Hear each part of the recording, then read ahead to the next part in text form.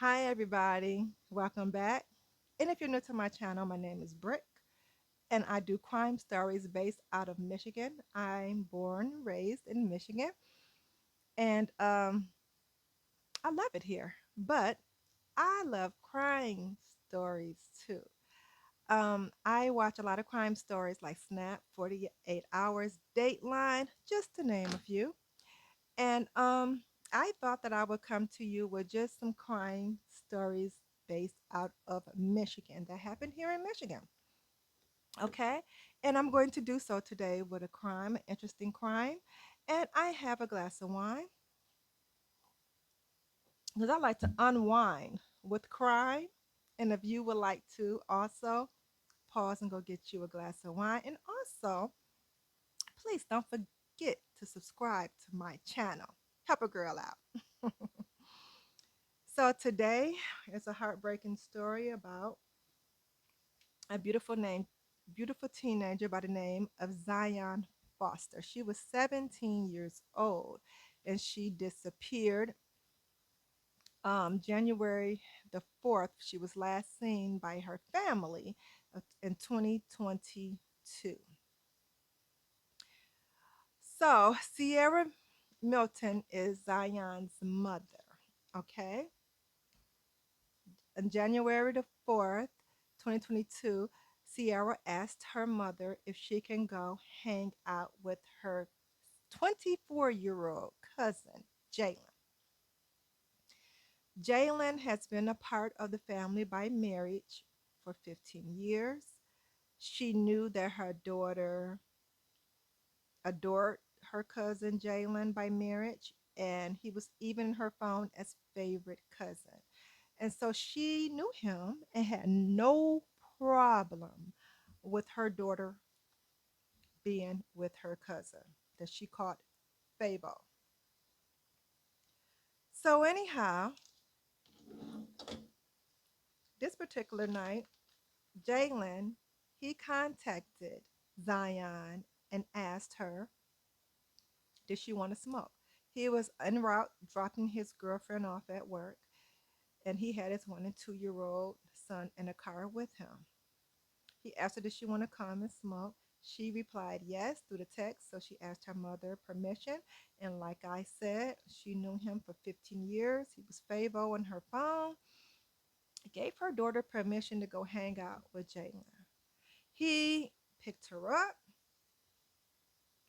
and she arrived at his house. They went over to his house around 11:16. She ended up texting her boyfriend. Zion texted her boyfriend, "I'm here."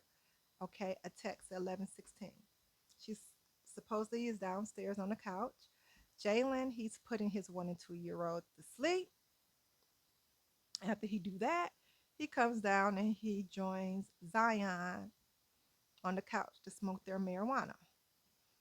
So they both run their own. They both had their own marijuana, and so they combined it. They supposedly was smoking the marijuana. During this time, um, Zion is keeping contact with her boyfriend. She's texting him off and on, sending him different FaceTime screenshots, all of this. Okay. So he is well aware that is where she's at. He even hears Jalen in the background. He has never met him, but he's very familiar with his voice because she's talked to him on the phone, before. And so, he hears the conversation, so she knows he's with her. And, he's never been to his house, but he did put the location of where he lives, which is off of Greenfield, on Greenfield. He did screenshot their location because they do share each other's locations and sent it to her. So at 12:03, he does text her, "What time are you coming home?" And she responded, "We're about to smoke again." Okay. At 12:59, she texts him and lets him know she's on her way home. This is 12:59, 1 minute before the 5th, 12:59.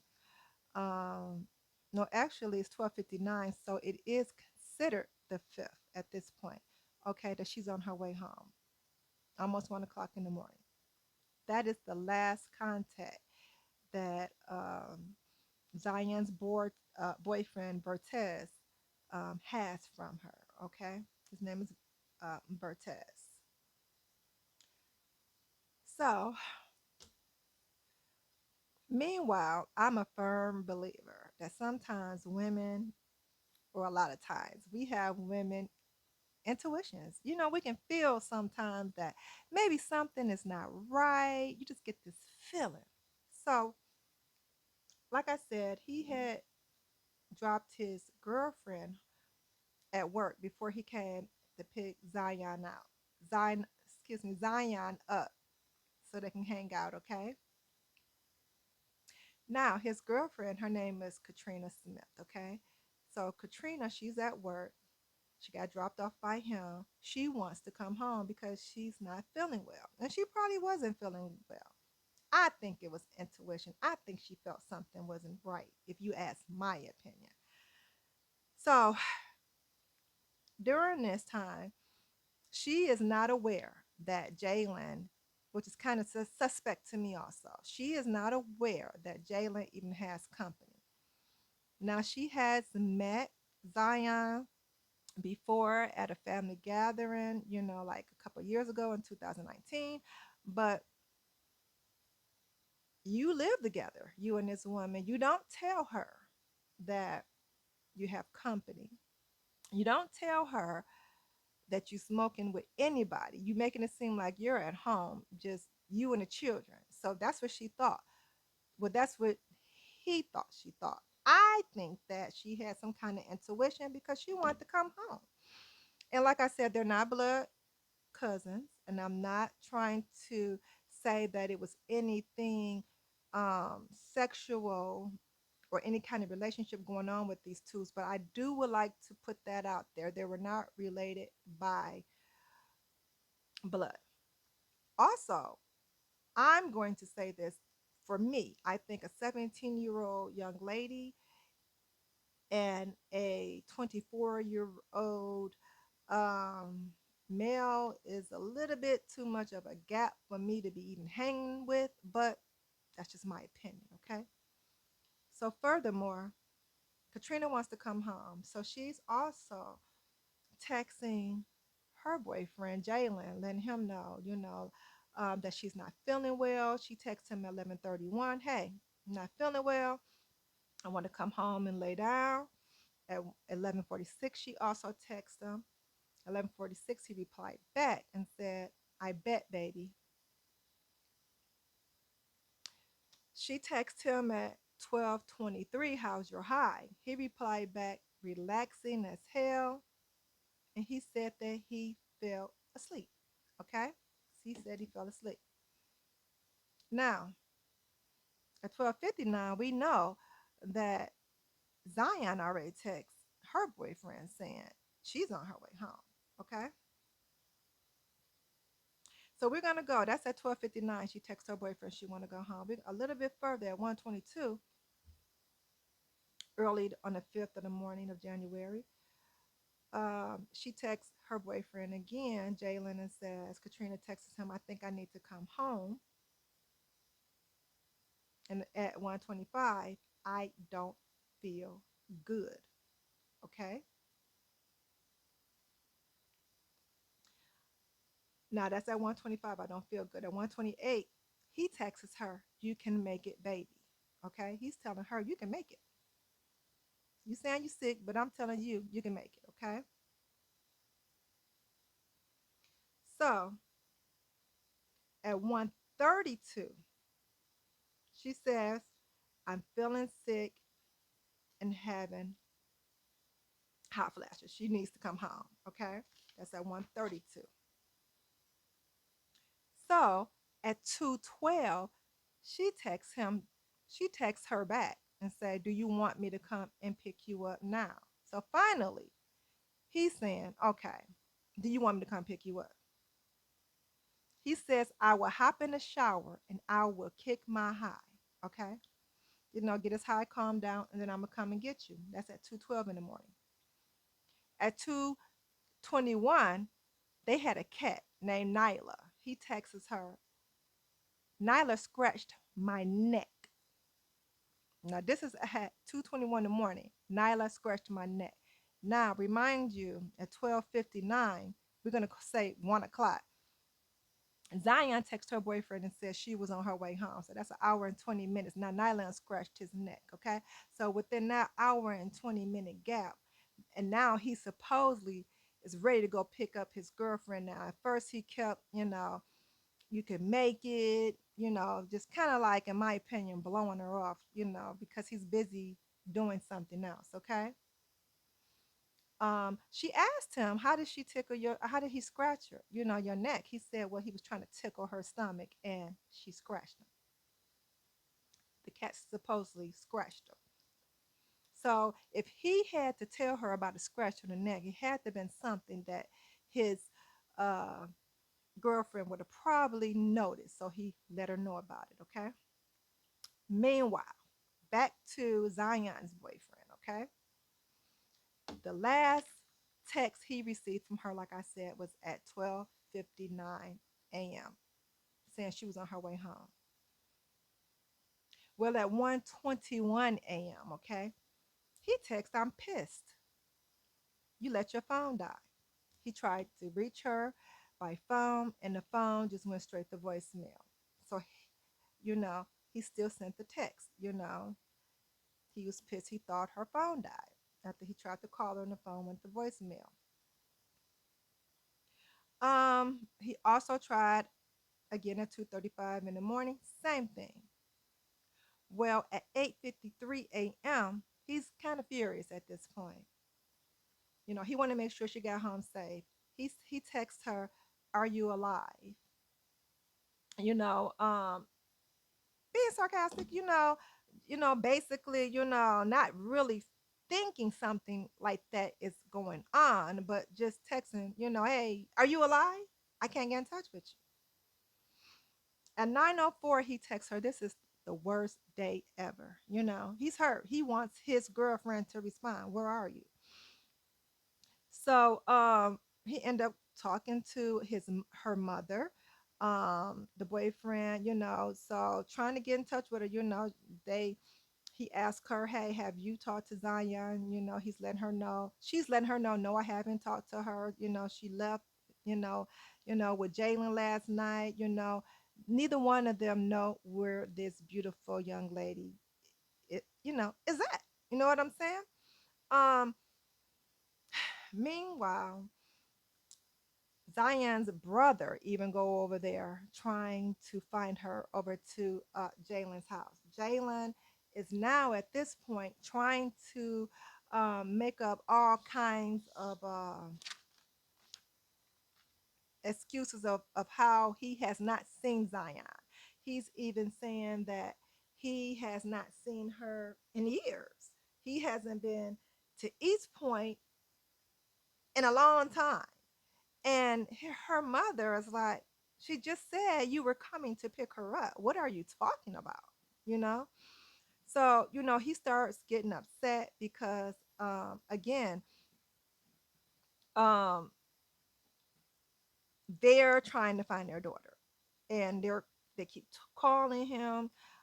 His girlfriend at the time, you know, again, she didn't know that she was even over there. Okay. So this was even a surprise to her. You know what I'm saying? That it all came out to in court. So, it's eventually the police is contacting him, trying to get information because they said that that's where she was, last known to be at. The location was shown from the boyfriend's phone. Hey, this is where it was. Greenfield. It doesn't really tell the address, but it just gives you like the location of where you at. No address, like the side streets and all that. So he even tries to say, well, maybe she was using me as an alibi. Maybe she was over here to meet up with another, a young man or something, and I'm going to go over and knock on doors. She's telling her mother, can you send me a picture, of her, a current picture of her, so I can knock on doors and ask everybody, around here, have you seen her? Because maybe she was over somewhere near my house and just used me as an alibi.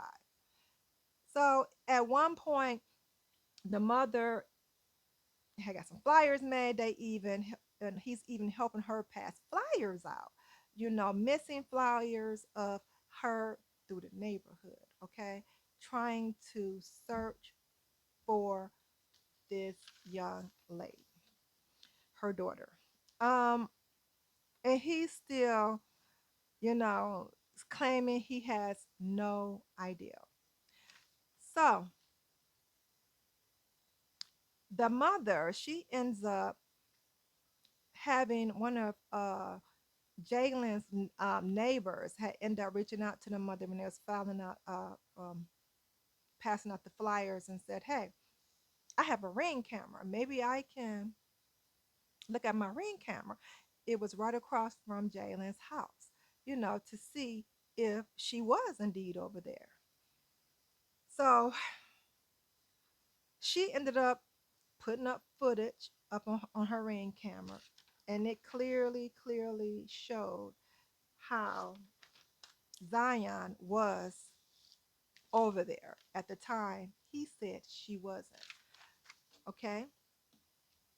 So further on, her mother ended up having someone pull a ring camera that had a ring camera um, across from her house where she lived at in East Point, and seeing that not only can you see Jalen's car coming over there, picking Zion up on that night that she last seen her, that she did get permission to go with him. He didn't park in their driveway. He had the nerves to park in the neighbor's driveway, a house down, which is very suspicious. So you come over here to pick my daughter up. You're part of the family. You usually come in, you usually give me a hug. When I do see you, you know me. I've been knowing this young man. He's part of the family for a whole 15 years. You know where I live. You've been over here before. Why are you picking Zion up at the neighbor's house in the driveway? So that right there already is kind of suspicious. It's like you're trying to, hide something. It's like, did he have another motive with this young lady that's supposed to have been his cousin by marriage? I'm wondering. I'm wondering because you didn't tell your girlfriend. She had no idea that you were even having company. Another woman, cousin or not. You don't come directly over to the house. So let me tell you what happened afterwards. So now he's looking like a suspect. Police, confront him with phone records, all kinds of stuff, trying to, hey, what's going on? Um, they want him to come in, okay, to the police station. So he said he was going to turn himself in on the 18th. Uh, he didn't show up. He said he would take a polygraph test. He didn't show up. On the 19th, he did come into the police station with his lawyer. He came in, and this is what he said. He said that him and his cousin Zion was smoking weed. They combined their weed together because they both had separate weed, marijuana, whatever you want to call it. And he said that at one point it was time to take her home. So he asked her, was she ready to go home? She said she was tired. He let her. get a little rest. He went in the kitchen, did whatever he had to do, get him something to drink. He said he come back out. Her head was tilted back, and he tried to call her name out. She was unresponsive. He didn't know what happened. He don't know what happened to this young lady. Okay, he thought maybe she got overdosed or something with the marijuana. They smoked the same with marijuana. Nothing happened to him, but he does not know what happened. She was unresponsive. He said that she had a faint breath. He felt her pulse, all of this. You know, at one point she did have a pulse, but it was very faint and a faint breath.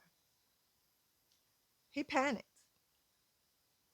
He said another time he did check her and she had no breath and no pulse.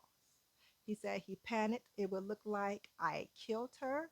So he took this 17-year-old young lady, put her in his car. He drove around, okay? And he put her in some dumpsters, okay? He put her in a dumpster. He put her in a green dumpster, a big green dumpster, a business dumpster. They asked him, "Were you sure she was dead?" He said, "Yes, she was dead. She had no pulse. She had no breath, and he didn't know what to do."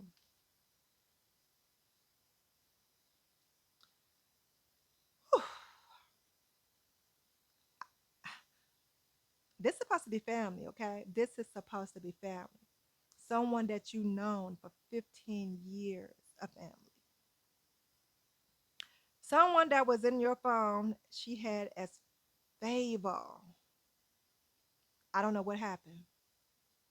I'm not trying to say nothing happened, okay? But it just don't sound right. It just don't sound right. That scratch on his neck.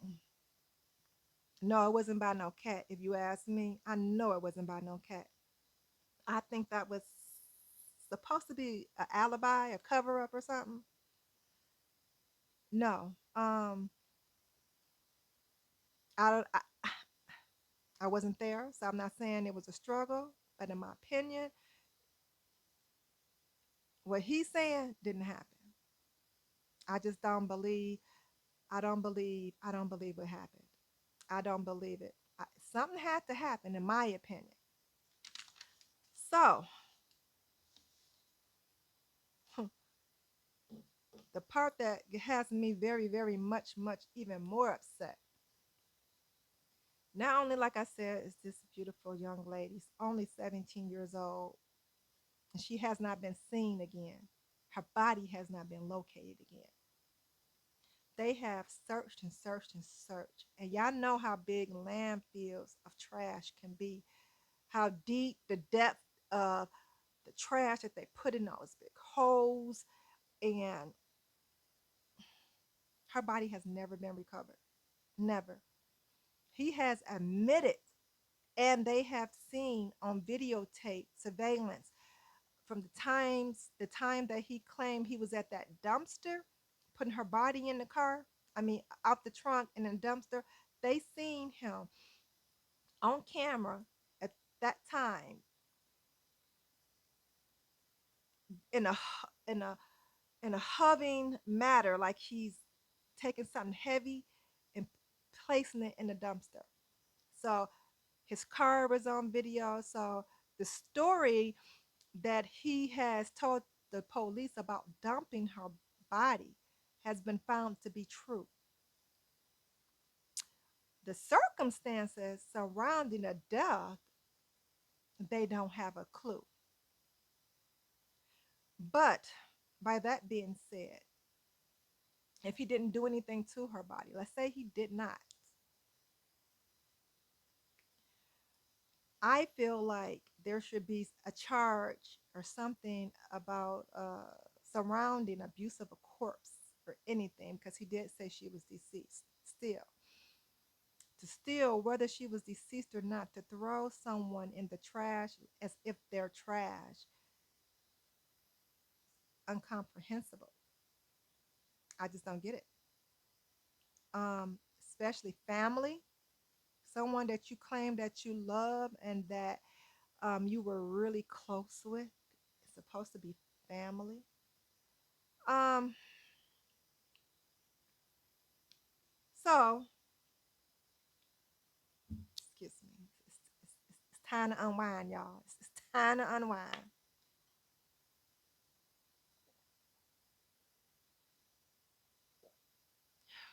I just can't believe it. So, needless to say, the mother is crushed. She's crushed. We're all crushed. I'm crushed. Detroit's crushed. Michigan's crushed. We're crushed. Okay. Um.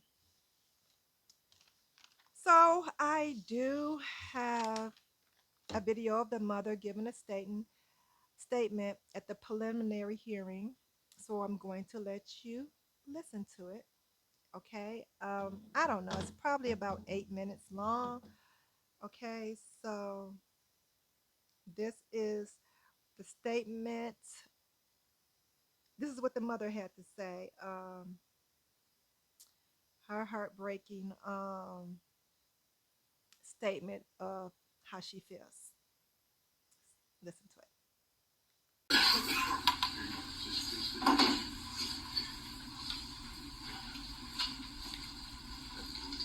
Yeah.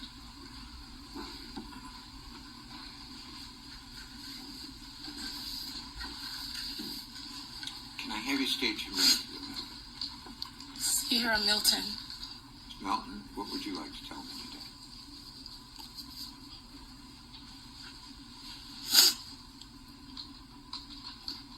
Zion. She just turned 17 in November.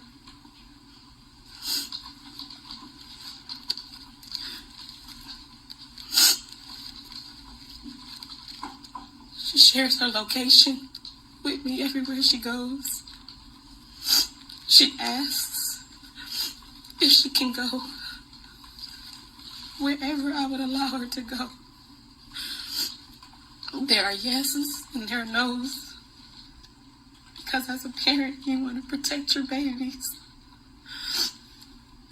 I have 6 kids.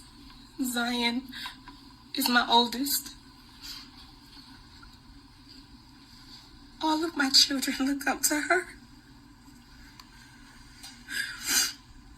We were supposed to be planning her prom, her dress and colors.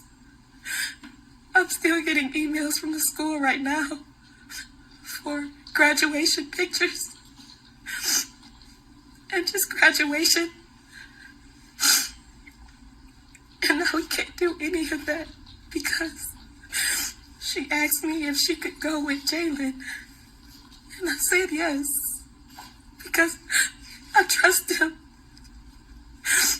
And I thought he would be responsible. But the fact is that it seems to me like he was hiding.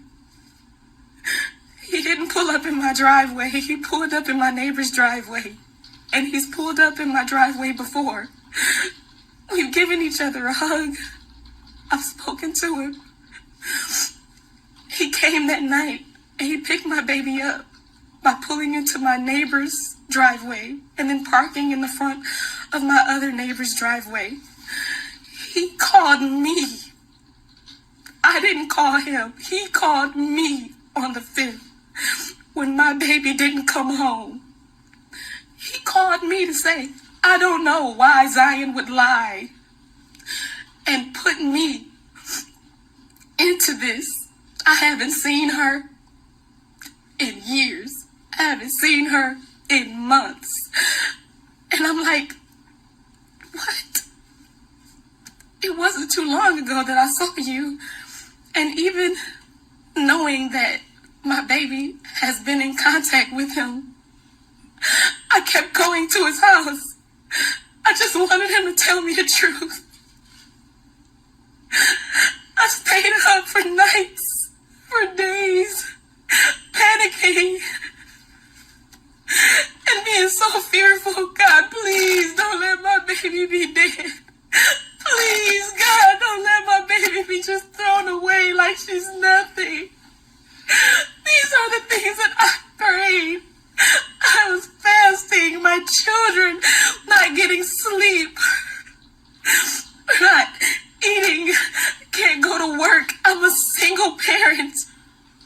Everything that I do is for my children.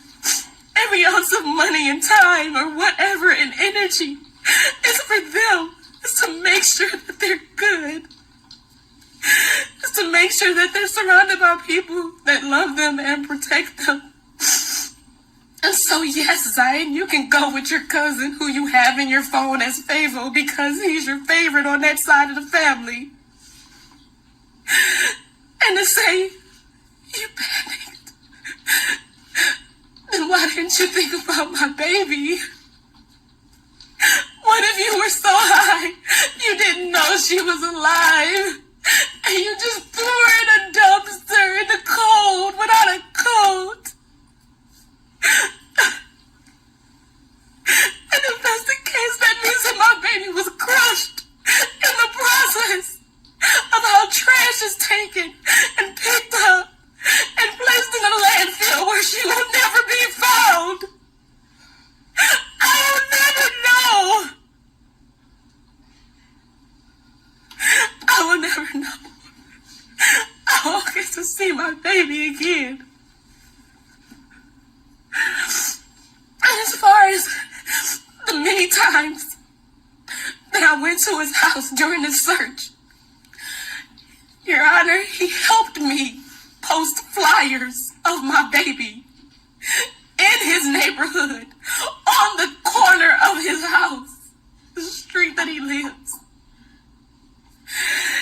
He told me, along with his mother, I would not lie to you. I know this has got to be really fearful for you. But I'm telling you, I have not seen her. I have not been around her. His mother said, my baby wouldn't lie to me. And so now everybody is suffering. My children are suffering. And they have to grow up knowing that their cousin did something this awful. And that their big sister isn't there anymore. And we have so many events and so many life changes that are happening now. My son came to his house and he didn't recognize him, but my son was so angry and he just knocked at the door and was like, is Zion here? Is Zion here? You could have came and said something. You could have called 911. You could have called your mom. You could have called relatives that are all around. Somebody could have helped. Somebody could have known something. But it seems like more than just a panic. It seems like you did something or you gave something. Because why, if you love her, if she says that she loves you and she always does, and you say that you love her, then why? How is it that someone that can love someone could just dispose of them in trash? Like she's nothing. And then come with me and post flyers and reach out to me and tell me, I don't know. I know you're looking for Zion, but I don't know. I haven't seen her. I haven't spoken to her, and I don't know why she would use me. Why lie?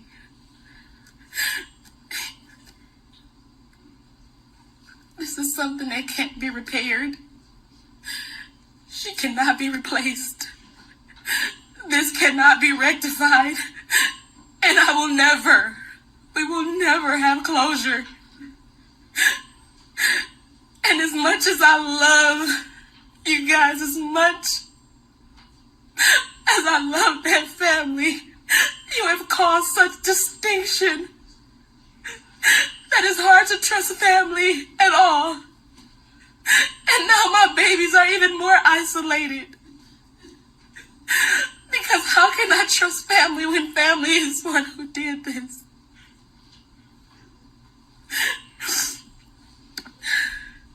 I will never forgive you, Jalen. And it may not matter, but I hope that your children grow up without you so that they can be better. Thank you.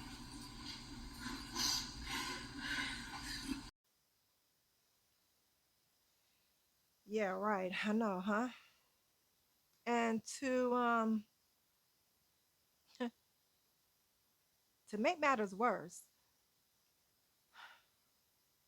it was no justice done in this case. None. Jalen was only sentenced to 23 months to 4 years for basically lying to the police. Like I said, I watch a lot of crime stories, and I don't. I'm still trying to figure out, and I guess I would never figure out how some crimes get this versus the same crime gets less or more. You know, I have seen a lot of stories where people have gotten, sentenced to crimes for abuse to a corpse or something, and received way more time than 23 to 4 years. We can't say that Jalen has killed his cousin Zion or responsible for her death, but the responsibility of him to still at least call the police, the ambulance, show some kind to uh, concern, humanity. He had not done any of that. And to just throw her in the trash and dispose of her like that they do have proof that he did do that. Where's the punishment? Where is the justice for this mom? I try not to elaborate on a lot of stuff. I said I wasn't. We're going to say that. But it's hard not to. So this case right here has really, really, really, really, it got to me. So here's his oldest, okay? Here's a picture of him. This is what he sentenced for, basically lying to the police. Yes, he is out of prison as we speak now. He was on probation, and that would be discontinued as of July also of this year of 2024. And I mean,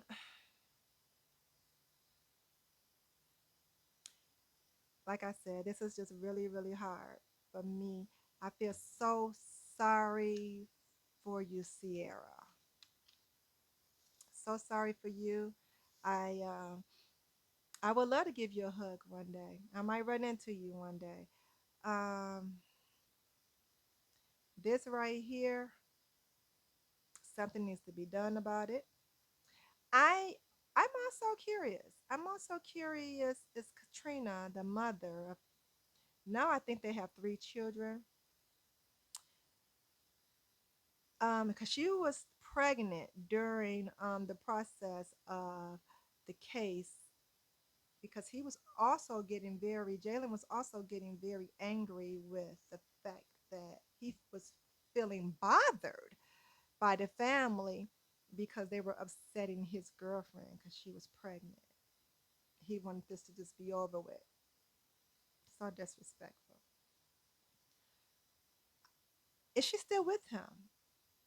I don't think I can be. I know I would not be comfortable with someone that can throw their own family member, another woman, in the trash can, to say that I would still continue to be with that person in life. Um, what do I have coming if he's mad at me, or if anything goes wrong? The compassion wasn't there. So, that's very important to think about. So, that's my Michigan crime story for today. Something that really, really touched us here in Michigan, and very sad case. I'm praying for Sierra Milton and her family, all the siblings, everyone, mother, father. Um, like she said, she's still getting, was still getting, inquiries and stuff with the school. Her daughter graduating. It's just hard. You know what I'm saying? Um, it's hard to trust these days. That's all I'm saying. It's really hard to trust. Like I said, in my opinion, a 17-year-old with a 24-year-old male, 17-year-old woman, young lady is to me, mm, I don't know. I think it's a little bit too much of an age gap to hang out with anyhow. But that's just my opinion. So anyhow, if you like my crimes channel, please comment, like, and subscribe. And I will be with you pretty soon with the next crime video.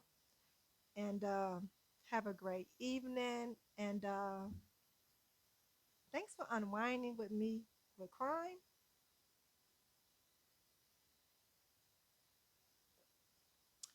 And I'll see you in my next video.